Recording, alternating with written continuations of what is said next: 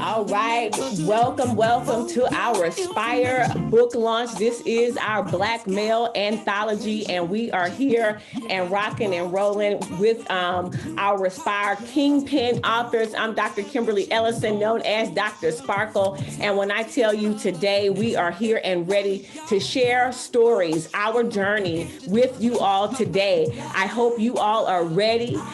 We have them here with you, and I tell you this, if you are ready, I want you to say you are ready. If you, men, if you will, wave to our audience as well on today. Welcome to our Respire and Male Anthology. Y'all listen, I ain't nervous or nothing. I just got a little discombobulated because I couldn't find Angie Stone. But we are live with our male authors. We call them the Kingpins.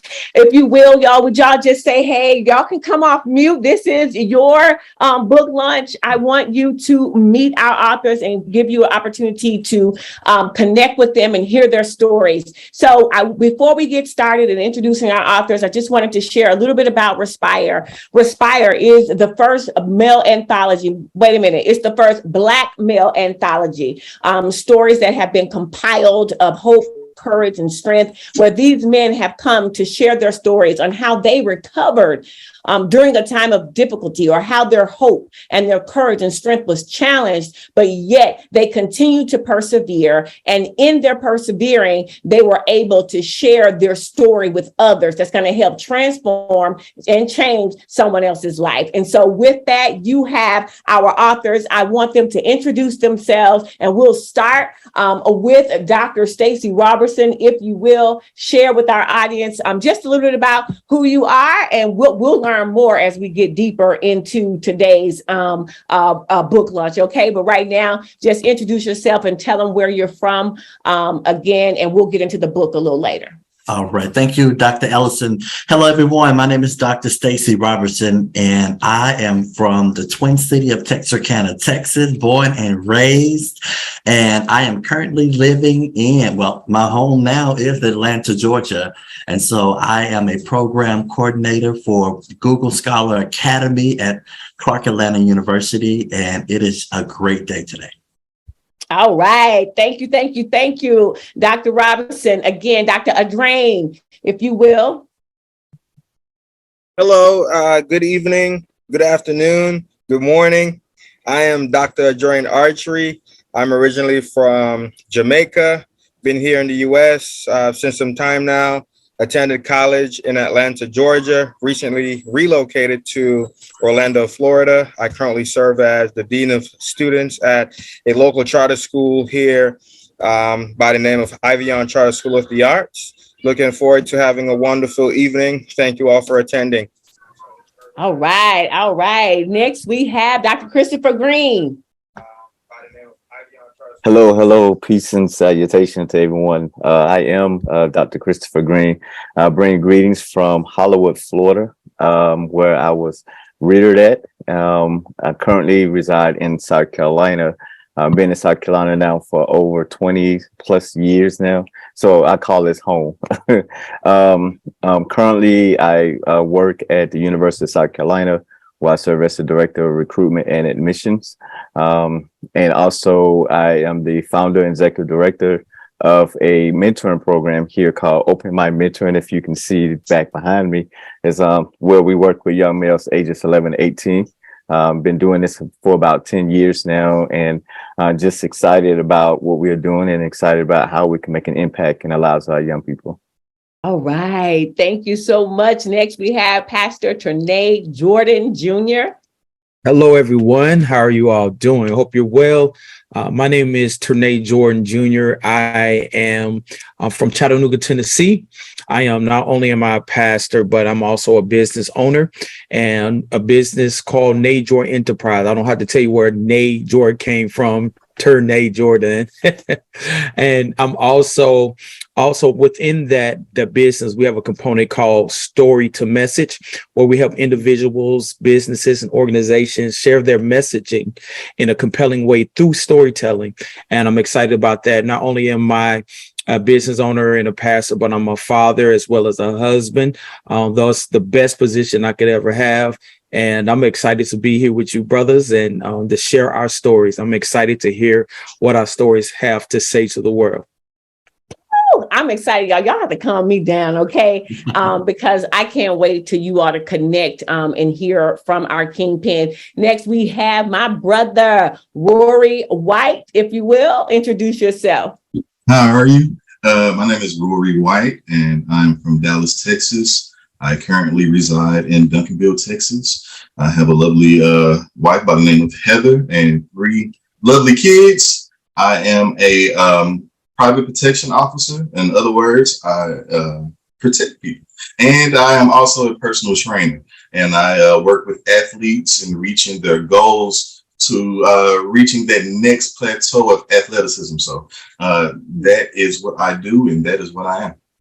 All right. Well, welcome, welcome. I cannot wait for you to share your story. And if other authors join us, we will admit them into this book launch. However, but right now, last but not least, we have my husband, my partner, again, my destiny partner, with us on today, Farron Ellison. Thank you. Hey, thanks everyone for joining us today. And we really appreciate you being here to hear our stories and get our feedback on just different things as to be being kingpins in this game. All right. So my name is Farron Ellison, and I am originally from Atlanta, Georgia. I know a couple of brothers that had a couple of stops there, but I am originally from Atlanta, Georgia, and currently reside in San Diego, California. I am a aerospace executive. You know, really what it comes down to, I'm charged with keeping airplanes in the air, and the buck stops with me. So really passionate about what I do and the people that we serve. So just glad to be here with everyone today and willing to get forward to it. All right. Well, welcome. All right, y'all. Are y'all ready to get into this thing? And we're going to kick this off. I'm going to throw this first question out to these kingpins. First of all, they share their stories, and I would be remiss if I didn't hold up this good body of work. So I want to give an opportunity let me put this on the real speaker view so y'all can see again this book. It was supposed to come to me, but listen, just go right here and you will see our book. You can order this book from sparklepublishing.net to learn more about their stories and take a deeper dive than what you'll be able to get on today, because they ain't gonna tell it all, because you got to go buy this good old book. All right, before we rock and roll, let's talk about it. Let's go ahead and put it out there. Why do you all think, as Black men and your journeys and your stories, why do you think it is important for men to share their stories? Why do you think it's important for men to share their stories? And we're going to kick this off with Rory. Rory, if you will, tell us a little bit about why do you think it's important for men to share their stories? Well, I can only speak for myself, but for myself, sometimes it's hard to elaborate how I feel, especially when we live in a society that projects men in a fashion to where we are supposed to be the rock. We're supposed to be the one who can take the blunt, how can I say it, the blunt force and pain and trauma from life itself, and we aren't supposed to have any type of reaction from it. We're supposed to always be clear-minded. We're always supposed to have our emotions in check. We're always supposed to have the right idea or the right words in times of conflict. And sometimes we have so much that is pent up within us. It's hard to release, especially to someone else, because we don't want to be placed in a vulnerable position to where they could use that against us, you know? Yeah. So it's always a thin line of trusting individuals and expressing how we truly feel or how I feel. Because, like I said, even growing up as a young kid, a little girl falls down, oh, baby, you know, kiss the boo-boo, make sure she feels well. But for a young male, hey, get back up, shake it off, you'll be okay. You know, we're already taught at a young age not to cry, not to show emotion. So, of course, that same attribute, when we become older, it's hard for us to even talk to, let's say, our wife or partner in situations of frustration or of uncertainty. It's hard to actually explain it to our wife. and also make sure that we feel secure in doing so at the same time. Wow. So, anyone else willing to elaborate on that? I think that's amazing when you think about it. And I want to throw that question again to Dr. Green as well. Why do you think it's important for men to share their stories? Well, first of all, let me do this disclaimer real quick. I didn't mention the fact that I do have a beautiful wife and a beautiful little girl and a dog. So I just want to kind of throw that disclaimer out. But I think to me, you know, working with a lot of young men in our community is important for us to share our stories, because young men need to see that men hurt. Young men need to see that men go through things and that we experience life just like everybody else. We've been taught back in the days that men doesn't show emotions or doesn't show any signs of sensitivity. And so we've gone to a place now in this era that everyone is showing emotions, men, women, boy, girl, everyone is showing emotion. And I think as working with the young men, it's important that we share our stories, because young men need to know that as older men now, we hurt, we experience life, we been there, we know what they're dealing with. And so we have to be able to feed back into their lives what we've experienced and how we was able to overcome those challenges that they're dealing with now. It's hard because sometimes if we never experienced anything, it's hard for us to share our story back to someone else. And I think it's important that we share our stories, because people need to know that men have feelings as well. And then men do deal with things, and we are able to overcome things just like everyone else. Sometimes we just don't say much because we kind of keep it silent. But it's okay to share it, and it's okay for people to see that we are human as well.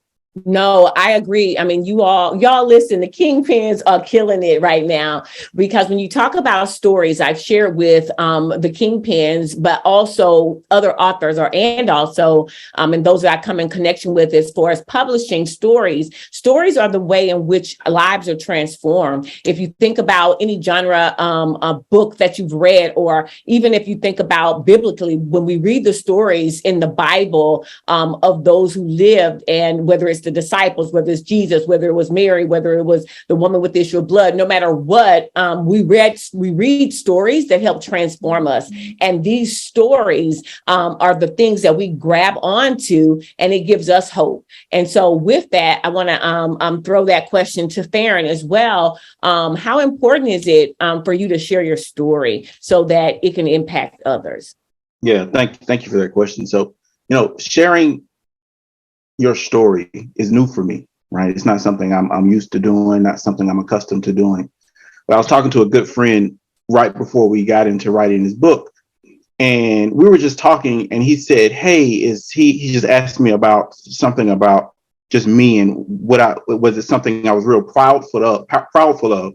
And I said, "No." And he said, "How could that be? You are the person you are today, right? You're an executive, you got a nice family, nice wife, etc.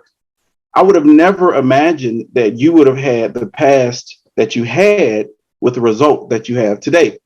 He's a lawyer, and he get to see folks with the same history I've had end up in his courtroom, and he, getting them prosecuted.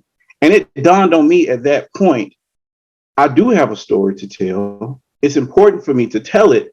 And it's young Black men out there every day who are at that point to where they can make a decision or get some level of influence and end up in a similar situation like me. So that's why it's important for me to tell my story and connect it with the young men out there that could be impacted by it.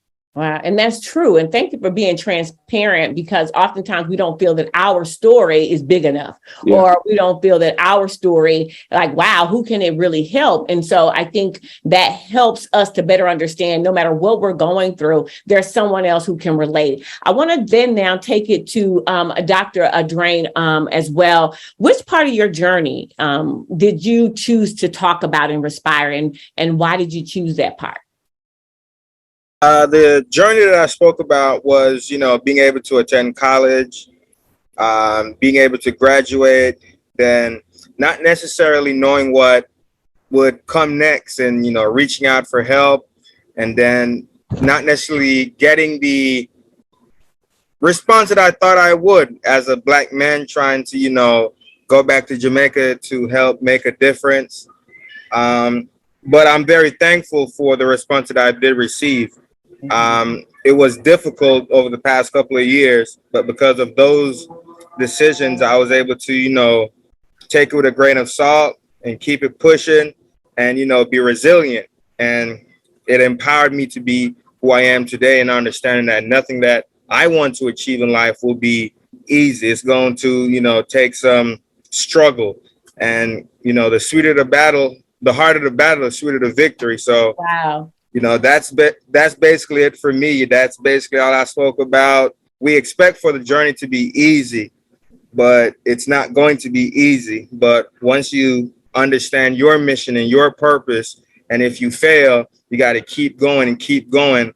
And then when you reminisce on the past times, that's what makes it much more memorable and much more better for you, being that, you didn't attain it easily. You worked hard for it. Wow. And thank you for sharing that. And I think so many young men need to hear more of the challenges. I think we live in a world now where things are, we have overexposure, and we also have we're limited in what we censor, but we don't share the behind the scenes of our journey. We share those things that look shiny. I want to throw this one to Dr. Robertson and then to Trinidad as well. Let me read this before I throw this question. Well, it'll be the same question, but I want to read this. I never thought that the desire to learn and succeed would be the very thing to destroy my life. What I didn't know was that those desires destroying my life would be the very things that would later save it. Dr. Robertson, that's a quote from Respire, your portion in Respire. Tell us a little bit about what you wrote about and why is it important for others to hear it? That's good. Dr. Ellison, first of all, thank you for this platform, and thank you for the opportunity for allowing my brothers here to be able to come together to help position ourselves to help save the world by telling our stories. But I chose that because it was definitely a traumatic period of my life where it was a moment of discovery, that trying to figure out why I think the way I think, why I learned the way I learned. So, just a quick synopsis of it, but I was born with a learning disability called dyscalculia. And it was something that I did not know that I had, but I knew early on that I was different.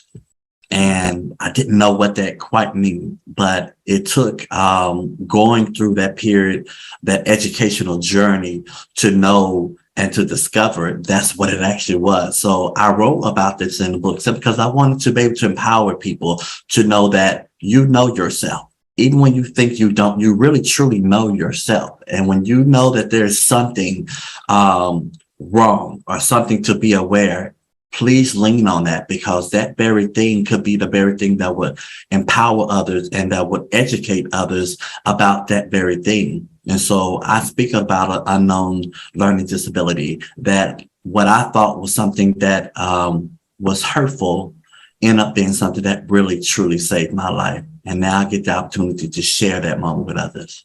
Wow. When you think about having that disability, I know a lot of your journey from the background and the challenges you've had to overcome and the things that you had to endure. I can sit here today and say there's more to your story that you're letting us in on. But again, thank you for sharing that portion with us. And we'll go deeper. I just want to get to Pastor Jordan as well. You say here, Pastor Jordan, you say, and here's what you said here.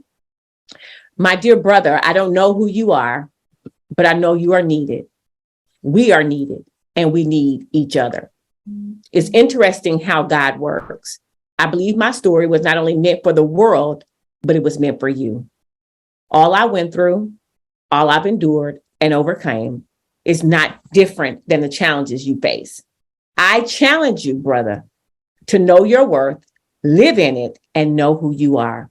You are not the perception of others. You are who God says you are and who you believe you are. Let's stand together, encourage one another, and let's respire. I love you, bruh. Tell us a little bit about why you said here that we are needed. We need each other. And that your story was not just meant for yourself, but it was meant for others. Well, the first thing is when you read that, I was like, you sure I wrote that? Because I was like, Yes. I was like, man, that encouraged me, that encouraged me. And that is the thing that we don't realize that we have power in our voice. And I'm so honored to be on this platform today. And thank you, Dr. Kim, for allowing us to be here. And it's good to finally put your faces on here, brothers. And I'm really looking forward to spending more time with you and getting to learn about you. But we had a time where we need each other. We need each other. I don't have to tell you about history and how it has been set up for us to not come together, for us to bump heads, to not depend on one another. And it comes to the point where that was a setup for us to fail. But we have the responsibility to say, you know what, that is what they planned for us. But we can come together collectively and come up with a plan and say, no, we got to stay together. We got to work together. And we always, the perception of us, especially as African-American men, it's disheartening. It's disheartening. And the way that we've been brought up, it's already been mentioned how we was brought up. Many of us brought up and saying how we should act, how we should respond, what we should do, what we should not do. And we lose our identity. We use our identity. And so I wrote that because I wanted to encourage my brothers that, listen, you are amazing. You are powerful, right? And you're not only powerful by yourself, but there's other brothers that are powerful as well. And when you get to know each other, when you get to know those brothers, work together collectively, we all become greater. We all come greater as we work together. So that's why I wrote that in the book. Wow. And I think that's one of the things that reasons why when I was given the commission to do the anthology, I knew that the journeys of Black men need to be told in a different way.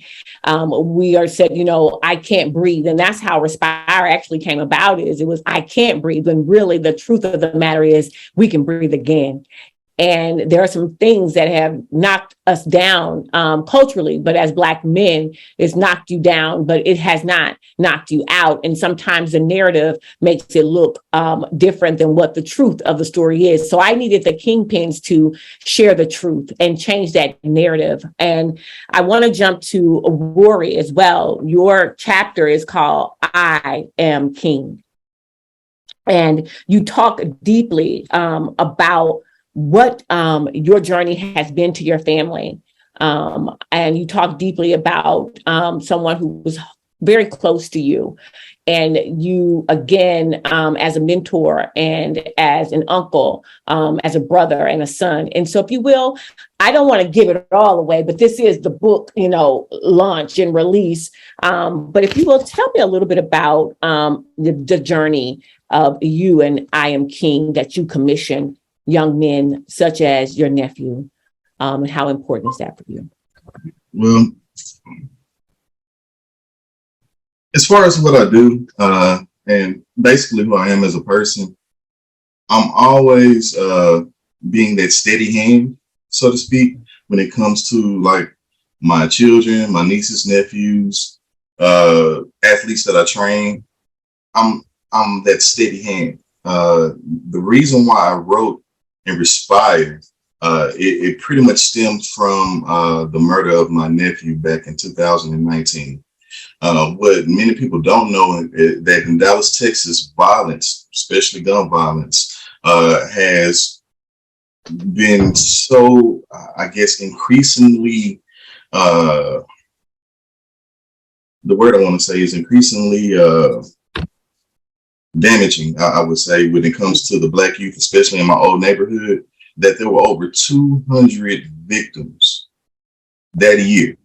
My nephew was 175.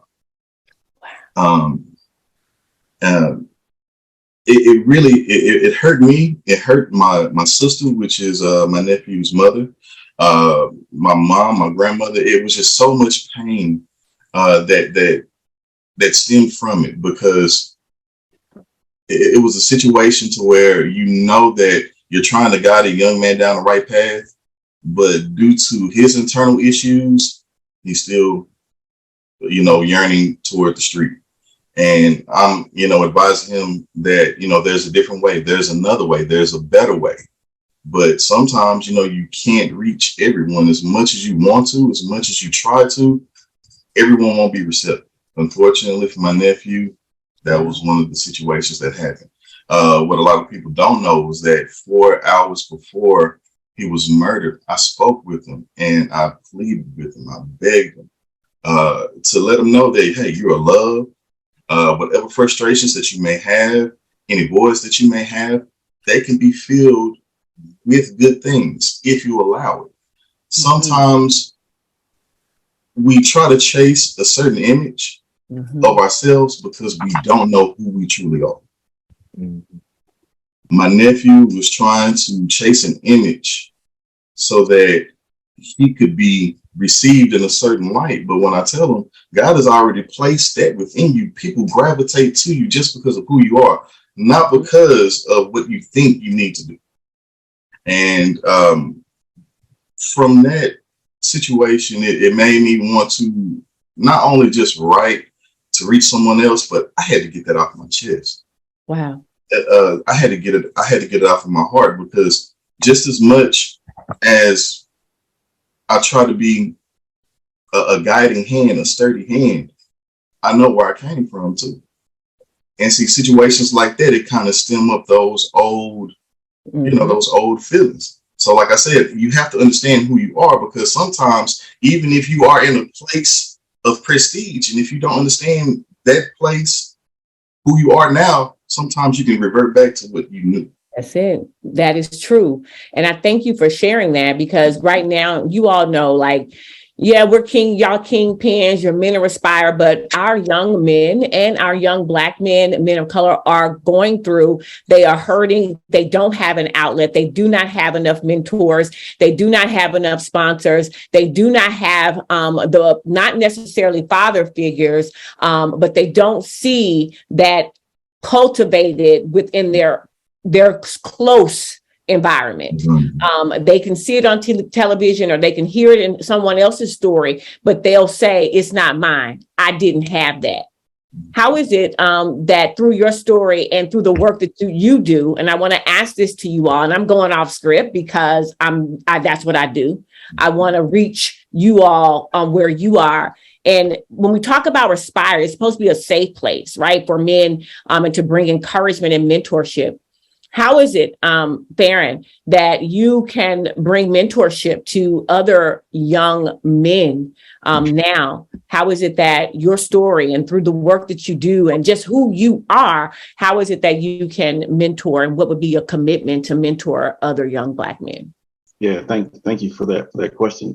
So for me, I don't get out in the community much. Right. I don't get out in the community much, but where do I do get much is with my family and spending time with my wife and kids and working, right, and going to the job. And so for me, the community of mentees is a community of folks that I get to influence are typically young Black men and women that are working at my company. And so what I try to do is, connect with them, share with them the experiences that I've gone through in corporate America, some of the hurdles and some of the challenges that I had. And so they don't have to bump their head, right? They can duck that branch because I've already shared the knowledge with them through conversations. And so, I try to use that influence to help them progress through their career.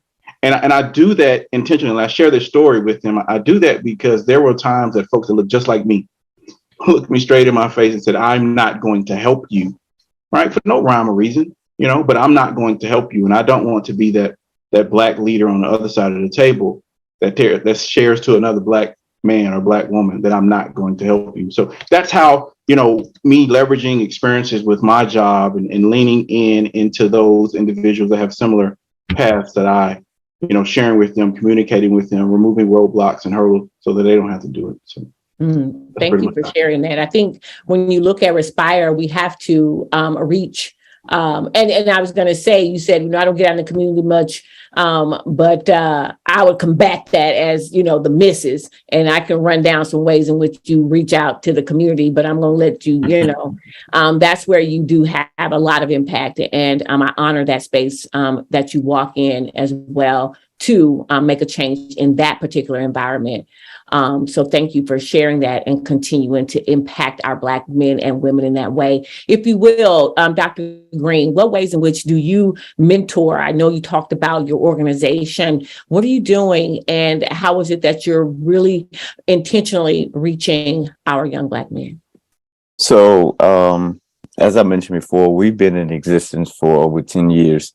And a lot of things we've done was community involvement, where we, first of all, we speak to the parents and we get the parents involved. I think it's very important that when we do mentoring, we not only mentor the young men, but we also mentor the parents, because it's important that the parents know where their children is at, especially our guys. And so when we start our mentoring program, we also do times where we just spend time with the boys, find out what's going on with them, what's going on in their head, where they at in the community, where they at how in their homes. There's so many different things that's going on when it comes down to mentoring. So it's almost more like a father figure, because these young men that we deal with, they need to know, number one, that they are loved, and let them know that they have someone that cares for them. They are important, because a lot of times our young men don't understand the importance of love. I don't think they understand that word love, because they don't express that word love too much. And I think because we do that a lot with mentoring, we express love a lot with our young men. And so it's important that we reach our community, not only with our young men, but also with our parents, because once we get the parents, then we can get the whole village. And that's one of the things that we do here in our community now, is we reach the village. We reach the mom, the dad, we reach the brother, the sister, we reach everybody. And then we also reach the community, because it takes, again, the village to raise one child, but it takes everyone to raise a whole village of children. And so that's what we're doing now. We're reaching all of our kids in our community to ensure that they have what they need to be successful. And then they also know what love is all about. Wow. I mean, I can't say enough. Continue to do the work, how these stories need to be heard. And we need to take these same stories and reach and connect with our young men. The stories that we hear on the news and we see in social media cannot be the only stories that they read and hear. And it takes moments like this. And sometimes we feel so small in this big world, and we think we can't reach, but we have to. And I compel you. I'm asking you to continue, not to just shake your head at the things these men are doing, young men and adult men are doing. However, I encourage you to get involved by sharing your story even more and in platforms and like this. Dr. Robertson, jump in. And how is it that you all are mentoring and you're doing a justice for the young men and reaching back and reaching across and also up in their lives? That's a good question, Dr. Ellison.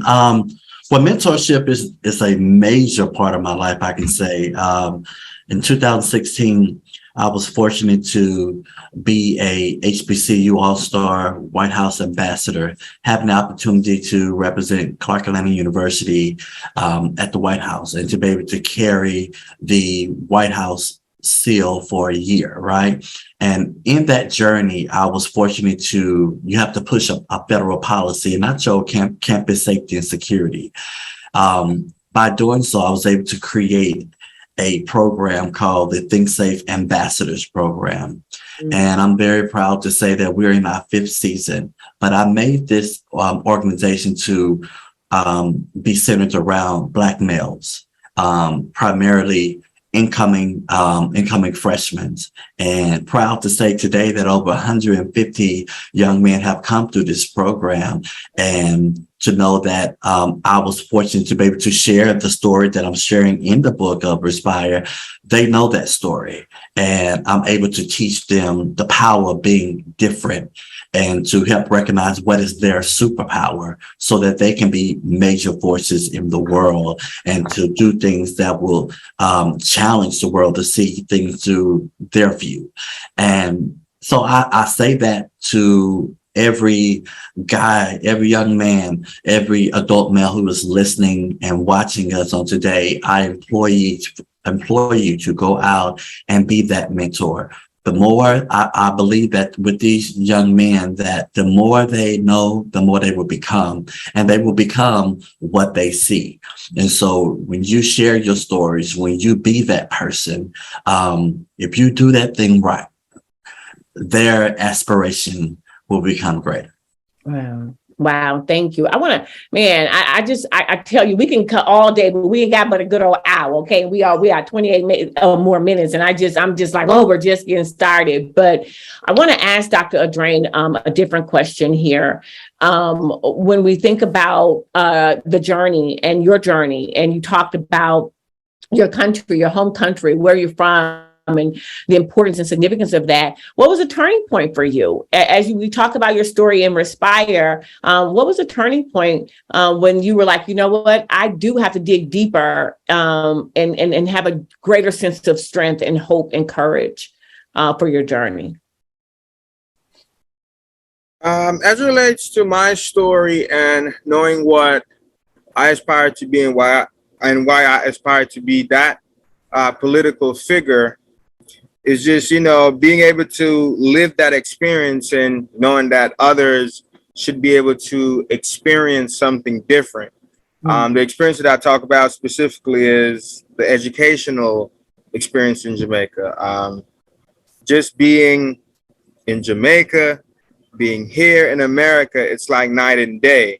I feel as if Jamaica would probably be a much better country as it relates to the crime aspect if we had better resources to export education, so to speak. Normally, when we look at Jamaica and when we're, sending our citizens to other countries, it's not necessarily to do jobs of prestige, so to speak. It's to, be farm workers. And at the end of the day, most of the people who do live in Jamaica, they rely on people who are in other countries to send back money to them to, be able to sustain. So I feel as if we're able to, get scholarships and, have free education so everyone can, do what they need to do to possibly go to other countries to go to college and, have the advantage of getting scholarships in another country, I think we'll be in a much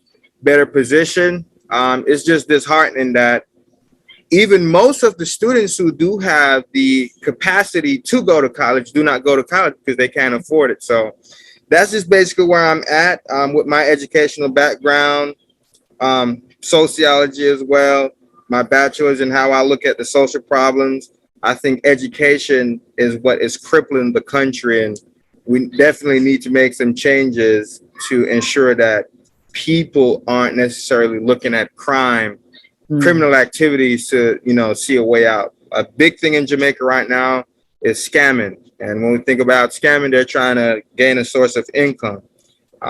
We always look at the youths that are not doing good, but at the end of the day, are we looking at the youths that are doing good, but can't necessarily get what they need to go to the next level? So there are some students who, graduated high school, graduated college, who are doing good, but there's no avenue or outlet for them to be great. Wow. And that's definitely my turning point. Thank you. Thank you for continuing the plight of, your political aspiration and how you will impact not just youth and men, but the country. your own home country as well on your journey. We've talked about mentoring young men. We've talked about our stories a little bit, right? Because we don't want to give it all away. Y'all got to go buy the book. But I do want to share that Respire is not just for youth. Respire is for adult men and of all ages. And oftentimes men, adult men, men who have, there are 30s, 40s, 50s and up, haven't had a safe place or space to get that mentorship. Trinae, if you will, share with us the importance of Black men, adult men, and that space where you all need mentorship, and how challenging is it for men to really say that, express that, and how can we change that? That's a good question, Dr. Kim, and I thank you for asking that. One of the things that I realize, and the way that I have several mentors, right? And those mentors I have, they're my mentors because I asked them to be my mentors, right? We don't have to wait for somebody to come and ask, can I mentor you? A lot of individuals, and I'm talking about affluent people, I'm talking about people of prestige, professional individuals, they're waiting for someone to ask them, can you mentor me? I have several mentors, and someone asked me the other day, how do I find my mentors? I said, listen, I find mentors everywhere. And I said, and I give you an example, my daughter, which is 9 years old, mentored me and she didn't even know it. Because she said something to me and I said, wow. And it was an aha moment. And it made me go back and really do some introspection on myself, right? She's a 9-year-old girl, right? And then I have some other gentlemen that I've gone to. They mentor me in different areas of my life. Some individuals mentor me with business. Other mentor me when it comes to professional speaking. And so I go to individuals, but what I do is watch. I watch and I observe. I watch and I just don't go because I feel like it. And I feel like I need to ask. I watch and I observe. I see how they move. I see how they act. I watch their character. I see how people respond to them. And then I ask and I pray and I say, God, is this someone I need to get connected to? And if God say, just go ask, I'll go ask. And every man that I have asked to mentor me, you know what they said to me? They said, what took you so long? Wow. What took you so long? And that is so we all need mentors. We all need mentors. We don't have to think that we don't. We do. And there's a man somewhere in your life. If you look and you pray and you ask God to reveal this individual to you, if you just ask, can you mentor me? You'll be surprised. Now, I will tell you, if you ask a gentleman to mentor you and he mentors you, you don't do what they give you, the advice that they give you, you don't take heed to it, then, that says a lot and you can lose the opportunity that you have with that gentleman. Wow. And I think that's important. I think we have to, as and culturally, but you all have to, as Black men, have that mentorship. What do you think is the thing that prevents, Rory, adult men from, when they don't have the courage to go ask, like Pastor Trinae, like, what is the thing that would prevent men, so we can call that out? This is an opportunity for us to breathe again. So we're going to get rid of those things that restrict us. Rory, what do you think keeps men from asking or seeking that mentorship or that brotherhood in that way? It's simple. It's very simple. Quincy Jones said it best. Egos are well-dressed insecurities. It's ego. At the end of the day, that's why it's hard for one man to go up to another man and say, hey, I like what you're doing. I want to do that or something better along the lines. Can you show me? Can you teach me? See, I was told a long time ago that there's a thin line between a fan and a hater. A fan and a hater. Someone who's a fan will actually come up and show appreciation, will give those flowers, will try to seek counsel because they like what you're doing, because they see something in you that they don't see in themselves but would like to. As for a hater on the other end, it's the same attributes, but they also let ego get in the way to block a blessing that they could have actually gained if they would humble themselves. Wow. Wow, that's huge. I see a lot of the Respire men just nodding like, yeah, that's what's up. Like, bro, you said it. So what would you like to add to that, Theron, as well? I mean, I think Rory nailed it on the head. I mean, I was hoping he was going to say ego and not being willing to just take a step back and realize that the blessing in hand. So I don't think it's much more. I think Rory nailed it on the head. Nailed it on the head. Good deal. I want to also, Stacey, Dr. Robinson, looked like you had something. Your mouth was wondering. No, I'm with Theron. Right. It was beautifully said. Seriously, Okay. like I'm sitting here like, okay, yeah. So no, I'm totally Team Rory right now. Right. Well, let's talk about it then. Why has it been so difficult for men to tell their story?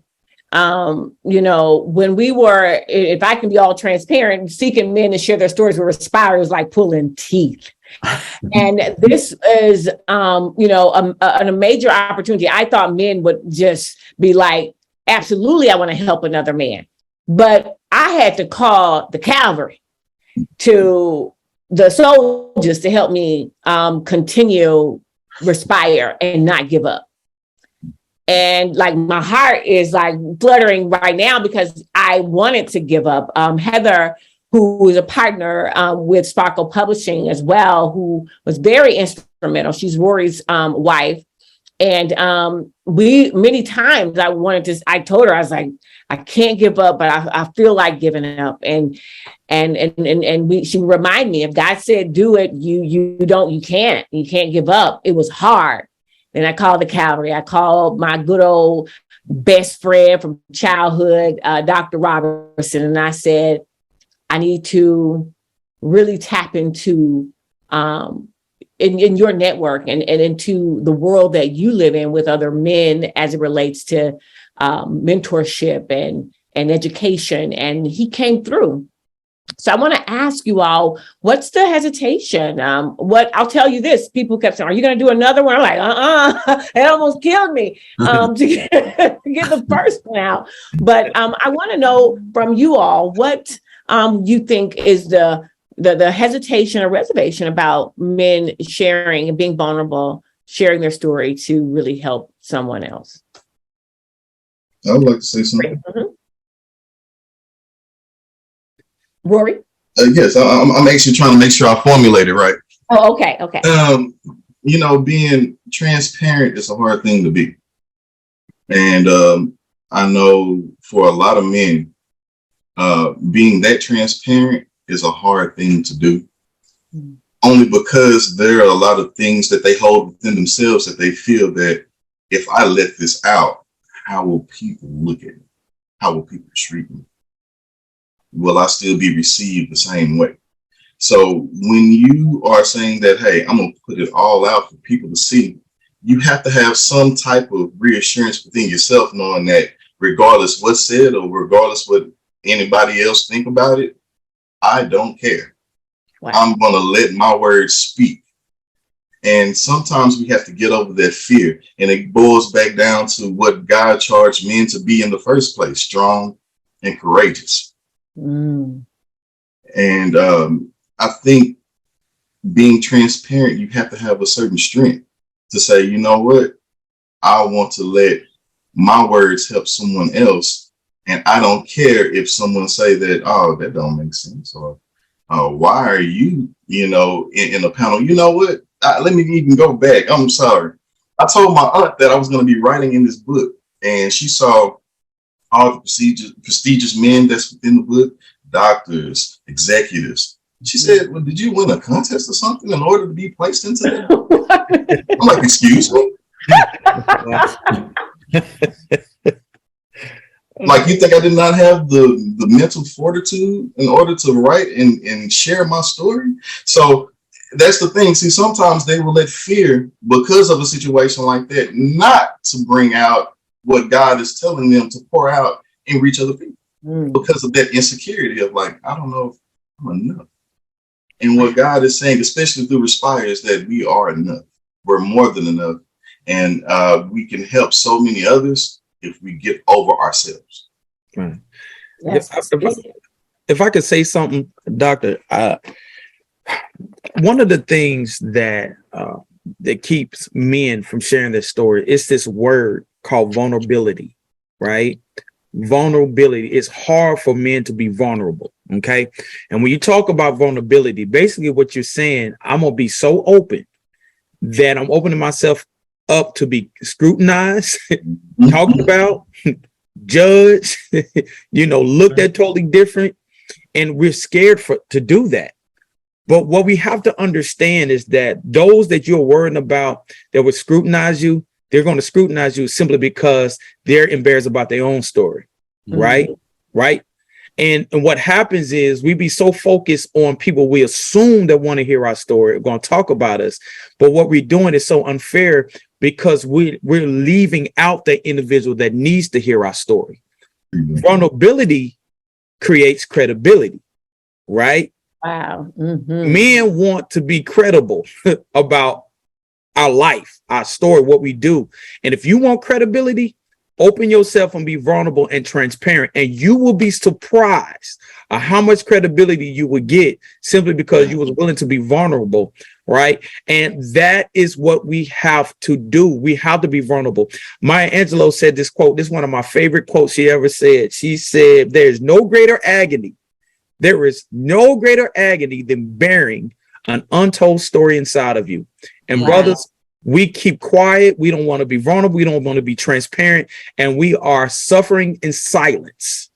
And it's killing us on the inside. It's almost like a cancer. And it's killing us slowly, because we don't want to share what we're going through. And we can't do that. It's killing us with high blood pressure. We're getting heart disease. We're getting this mental thing that's happening now. All of that stuff is simply because we don't want to be vulnerable. We don't want to be transparent. And we don't want to share what we're going through and have gone through. But always remember, when you do that, there is someone out there that needs to hear your message. And our story is standing right between that individual and us. That story is sitting there to keep that individual from jumping off the ledge, putting a gun to the head and pulling the trigger. And all they need to do is hear our story, because they let them know, look, I'm not the only one. And if they got through it, so can I. Wow. Dr. Ellison, if I could jump in with that as well, because they're telling it right. We have to tell our stories just as what they just said, because the Bible reminds us that we will be overcome by our testimonies. People will be overcome just by hearing our stories. So when we do not share our stories, people cannot live. And in this case, people cannot breathe again. And this is the best way that people can exhale, is by us being, as Brother TJ just said, being transparent, being vulnerable. So hats off to everyone. Seriously, we got to tell these stories. Wow. Y'all, I'm just blown away. Go right ahead. I'm so sorry. But we got to remember, it's also therapeutic for the storyteller as well as the listener and the audience. It's a therapeutic thing that we have, right? And if you do studies, they've done studies on the brain. When a storyteller tells his or her story, the person that's listening, the brain waves, it matches up, right? It matches up. And so what happened is, that means that what you're saying is translating well, right? That's how powerful story is, right? And then you also got to understand, it's not just telling your story. What is the messaging in the story that someone can resonate with, that can change the trajectory of their life? Our stories are not just stories. Our stories are messages that people can grab and learn from and change the whole trajectory of their life. That our stories are powerful, brothers. That's right. Wow. I'm telling you, I'm speechless. And the Kingpins, again, have just blown us away. If you liked what you heard on today, we're going to go around and give each author an opportunity to give their final parting encouragement, words of encouragement, and how you can connect with them as well. But I'll tell you that you all have heard from the Kingpins themselves. If you want to connect, you want to hear more of their story, you definitely want to pick up Respire. You can get that from sparklepublishing.net. Also, you can get for Rory, he also has where you can get it from his website as well. Will you share that when you give your parting words as well, Rory, because he has a different link as well. But we want you all to be able to partner with these men. You need these men on your platforms. You need these men in your organization. And we want you to call on these men. If you can't get them, in the book is their contact information. On the website, you can take a look at how to get in touch with these men. If you can't get in touch with them, you can definitely go to the site and reach out and say, we want to connect with Respire authors because we want to hear their stories. So if you have platforms, podcasts, speaking engagements, opportunities where you want to mentor young men, young Black men, or men in any space, whether it is work, life, church, or otherwise, we want you to reach out. These are the men that you need to connect with. You heard it on today. And also, I believe that when you take a look at it, and these opportunities, don't just reach out to them for free stuff. You're just putting it out there, okay? The story is free, but the labor intends to get there, and when they leave their families, it costs them. All right. So we want you to be able to honor that, but don't hesitate to reach out. I want you to, we have a few more minutes here, about 3 minutes. I want to honor their time and your time as well. We're going to start with Dr. Adrain and we'll walk around, but I want you to give encouragement, parting words. There's no right or wrong, and just include where they can reach you. If it's Instagram, LinkedIn, whatever, your website. I just want you to give a parting encouraging word and or something you live by are important to you, and share that with our audience today. Dr. Adrain. Something that I live by, whenever life gets rough, I always think and I always remember that somebody else in this world got it worse than I do. So my situation is not the worst. Somebody else have it worse. So keep that in mind. If you want to get in contact with me, my website is archerycg.com. So that's ARTARYCG.com. Always remember, somebody else got it worse than you do. So keep hope alive. All right. Dr. Green. There's a scripture in the Bible that I go by, and it says, being confident of this very thing, that he who has begun a good work in you shall perform it to the day of Jesus Christ. And one of the things I do want to say is be confident in yourself. Forget about whatever anybody else say about you. Know that you are special and you are loved, and that you can do anything that you put your mind to. And so confidence is one of the biggest things that I think sometimes we as men lacking. And so be confident in you and know that there is confidence in you through Jesus Christ. You can reach me at Instagram. I am Christopher Green on Instagram. You could also reach me on Facebook, Christopher Green on Facebook. And then also you can reach me on my website. It's openmind-mentoring.org. All right. Farron Ellison. Yeah, what I want to just share with the brothers on the call here, and then anyone listening, you're not alone, right? We all go through similar things, like-minded things, and the opportunity for us to open up and be transparent. Transparent, as it was mentioned on the call here, is what brings us together. It's what brings us close knitted. So with that, you can find me on all platforms at Farron Ellison. It's nothing fancy, just Farron Ellison on all platforms. All right. And then we have Dr. Robertson. Yes.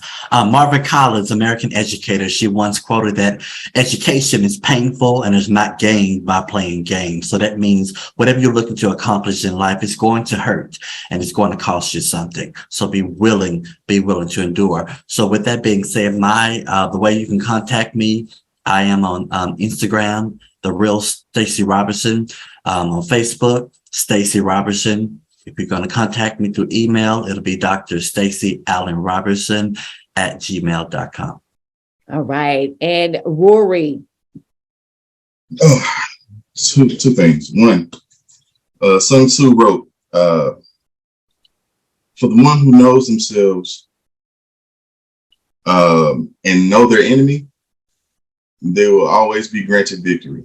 The one who knows themselves and not their enemy will only win probably half of the time, but that who does not know themselves or their enemy will always surely be defeated. So what I charge for everyone to do is to know thyself. Secondly, the only time that you should look down upon a person is if you're reaching down to pull them up, but make sure that you do have enough strength to pull them up so that you won't fall down. You can reach me at dominantpowerathletics@gmail.com. That is my email. You can also reach me on Instagram at dominantpowerathletics. If you have any inquiries, reach out. I will be more than glad to help when it comes to your physical or protection needs. But for all the brothers that are here on this panel, and for you, Dr. Kimberly Ellison, I want to say thank you. I appreciate you for this platform. And brothers, I hope that we can actually grow and learn from one another so that we can expand. So if Dr. Kimberly chooses to do another book of Respire, hopefully we can have a bigger and better outcome, I should say. Thank you. Yes, and also you can get Rory's book at bit.ly, that's bit.ly /Rory D. White /Respire. So if not, go to the his Facebook or his Instagram, and you'll be able to see that, or his website as well. All right. Last but not least, Pastor Trinidad Jordan, if you will, share with us your parting thoughts and what you have for us on today. Absolutely. For everyone that's watching and those who are here on this platform, I just want to encourage you to let you know whatever it is that you've gone through in your life, whatever your story is, just remember that your story happened. It didn't happen to you, but it happened for you. But not only did it happen for you, it happened for others as well. Okay. So I want to encourage you with that, but also remember this, there are people that are suffering because you are silent.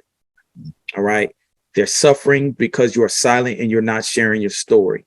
That's how powerful and essential our stories are.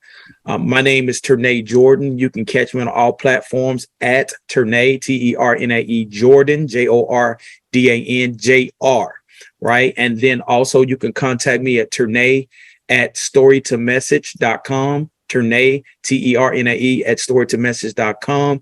Also, every Tuesday on my Facebook page at 6:30 p.m., I have a Story to Message podcast where I bring individuals in to share their dynamic stories. And I would love for you all to join us on those days. So this Tuesday, 6:30 p.m. Eastern Standard Time, 6:30. I would love to see you. Oh, wow. First of all, thank you all. Thank you to the Respire Kingpin authors again for sharing your story, sharing your journey, and helping someone else through mentoring through your story, because this book is to help mentor men you may never meet, men you may never encounter. But when you pick up a book and you read their story, you're mentoring them through your story. It has been an amazing journey. It has been a tough journey. It has been a challenging journey, but most importantly, it has been one that has brought so much transformation in the lives of anyone who picks up Respire. It is my honor to serve your story in the world and plant your story in the earth. This book will outlive you, and it will outlive each of us. When we're long and gone, generations to come will pick up Respire. Someone will find it. It will be laying somewhere. It would be given to somebody, and it's going to change people's lives who you will never, ever meet.